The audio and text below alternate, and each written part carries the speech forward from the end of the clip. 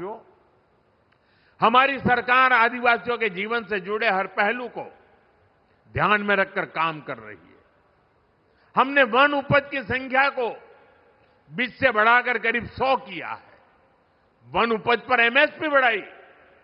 हमारी सरकार मोटे अनाज, श्री अन्न को खूब बढ़ावा दे रही है, जिसका फायदा आदिवासी क्षेत्रों में खेती करने वाले हमारे आदिवासी भाई बहनों को मिल रहा है।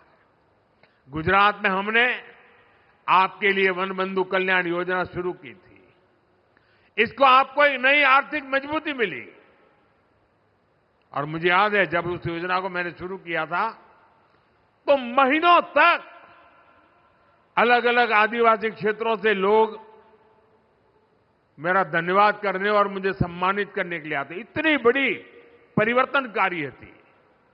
मुझे आज खुशी है कि भूपेंद्र भाई उस वन बंधु कल्याण योजना का विस्तार कर रहे हैं और अब उसे जनजातीय कल्याण योजना के रूप में नए विस्तृत कार्यक्रमों के साथ आपकी सेवा में प्रस्तुत किया जा रहा है।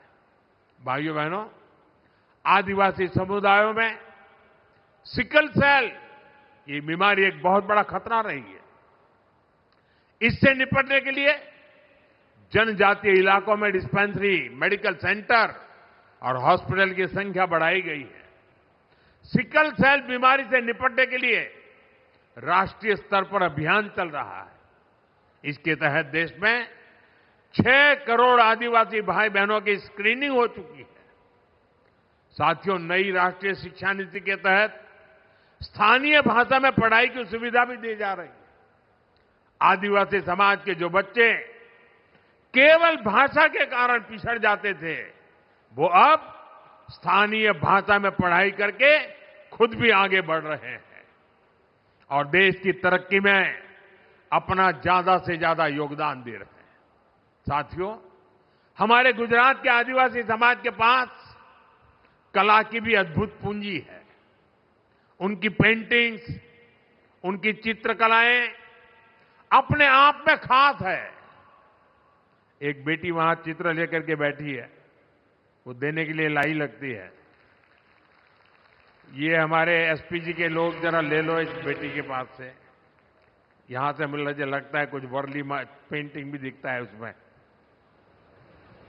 धन्यवाद बेटा, आपका अगर उसमें अता पता होगा तो मैं चिट्ठी लिखूंगा आपको।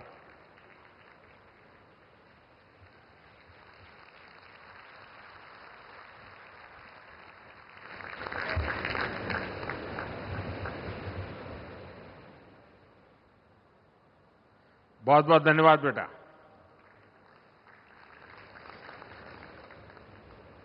कला, चित्र ये यहां सहज है। हमारे परेश भाई राठवा जैसे चित्रकार जो इन विधाओं को आगे बढ़ा रहे हैं, और मुझे संतोष है कि हमारी सरकार ने परेश भाई राठवा को पद्म पुरस्कार से सम्मानित किया है।